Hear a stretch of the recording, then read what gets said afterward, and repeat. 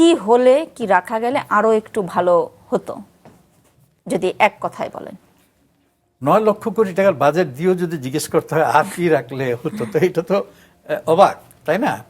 আমার মনে হয় আরো কিছু রাখলে না, বরং আরো কিছু কমালে ভালো হতো। ঠিক আছে, একটা হলো যে রাজস্ব টার্গেট এবং এই যে বাজেটের সাইজ আরেকটু কম হলে ভালোই হতো। দ্বিতীয়ত হচ্ছে যে স্পষ্টতা থাকা উচিত ছিল যে রোডম্যাপ কিভাবে আমি এটা অর্জন করব। এটা কিন্তু জাস্ট বলতেছি আমি এইভাবে এত অর্জন করবো এত%, এই আপনি পুরানো বাজেটের বক্তৃতাগুলো যা দেখেন ওভাবে। কাজে আমি মনে করি যে স্মল ইজ বিউটিফুল। আমি যতটুকু করতে পারবো ততটুকু আমি যদি করি তার 100%, রাইট?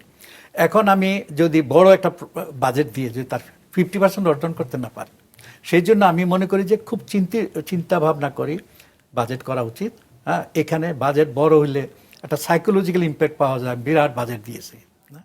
এটার হয়তো দরকার আছে, কিন্তু দেশের বিদ্যমান পরিস্থিতিতে এত বড় একটা বাজেটের বাস্তবায়ন করতে হলে যে পলিটিক্যাল কমিটমেন্ট, যে আপনার দুর্নীতির বিরুদ্ধে জেহাদ করতে হবে, যেরকম এফিসিয়েন্সি আদায় করতে হবে এই আমলাদের দিয়া বিদ্যমান কাঠামোতে, সেটা সম্ভব কিনা, এটি হচ্ছে আমার প্রশ্ন আর কি।